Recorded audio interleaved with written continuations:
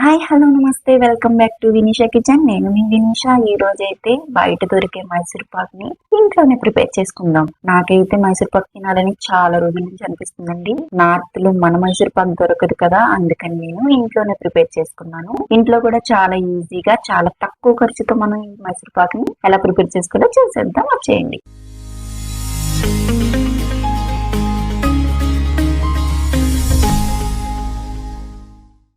ముందుగా ఒక బౌల్లోకి నేను ఒక కప్పు వరకు నెయ్యిని తీసుకున్నానండి. నేను కొంచెమే నెయ్యిని తీసుకున్నాను, ఎందుకంటే నేను చేసేది ఘీ మైసూర్ పాక్ కాదండి.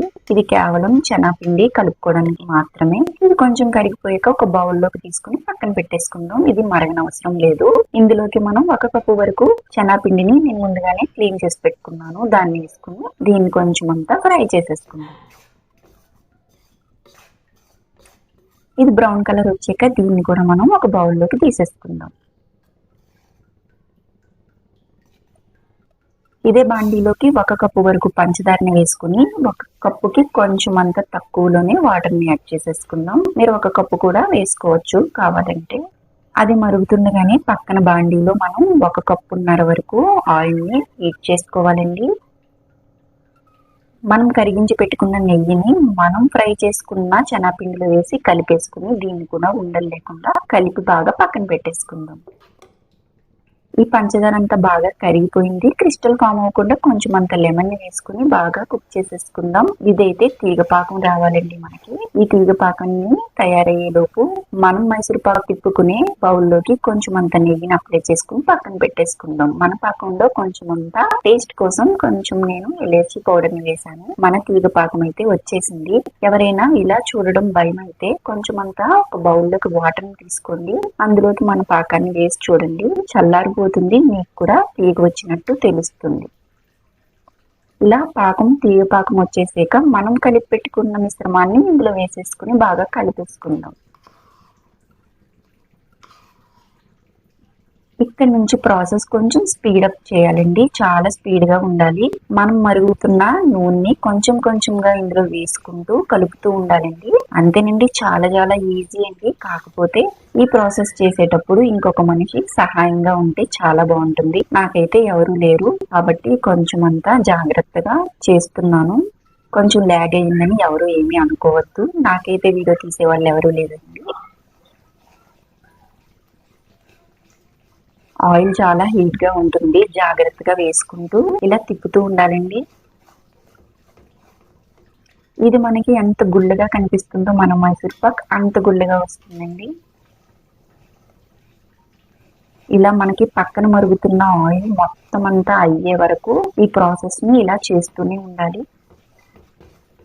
దీన్ని మనం మొత్తం నెయ్యితో కూడా చేసుకోవచ్చండి. మనకైతే అంత బడ్జెట్ లేదు. మనకైతే యూట్యూబ్ నుంచి ఎటువంటి అమౌంట్ ఇంకా రావట్లేదు. మనకైతే ఇంకా సబ్స్క్రైబర్స్ కూడా పెరగలేదండి. కాబట్టి నేను నా బడ్జెట్ లో నేను ఆయిల్ తోనే చేస్తున్నాను. పైగా మనకి బయట దొరికే మైసూర్ పాక్ ఆయిల్ తోనే చేస్తారండి. ఇలా మనం ఒక్కొక్క గరిట వేసుకుంటూ దీన్ని తిప్పుతూ ఉండాలండి. ఈ ప్రాసెస్ చాలా స్పీడ్ గా చేస్తూ ఉండాలి.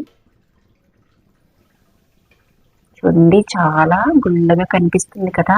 లాస్ట్ కి వచ్చేటప్పటికి మనకి ఇంకా గుల్లగా అయిపోతుందండి. ఇదైతే బాగా పూర్తిగా కుక్ అయిపోయింది. లాస్ట్ ఉన్న ఆయిల్ కూడా వేసేసుకున్నాను. దీన్నంతా బాగా కలిపేసుకుని మనం బౌల్లోకి షిఫ్ట్ చేసేసుకోవడమే.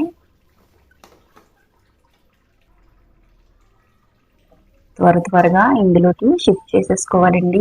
మూకుల్లో ఉన్నదాన్ని లాగడానికి ప్రయత్నించకండి, ఎందుకంటే ఇక్కడ ఇది గట్టిపడిపోతుంది. కాబట్టి దాన్ని పక్కన వదిలేసి దీన్ని అయితే త్వరగా సర్దేసుకోండి. ఇలా వెంటనే సర్దుకోకపోతే అది ఎలా పడితే అలా వస్తుంది.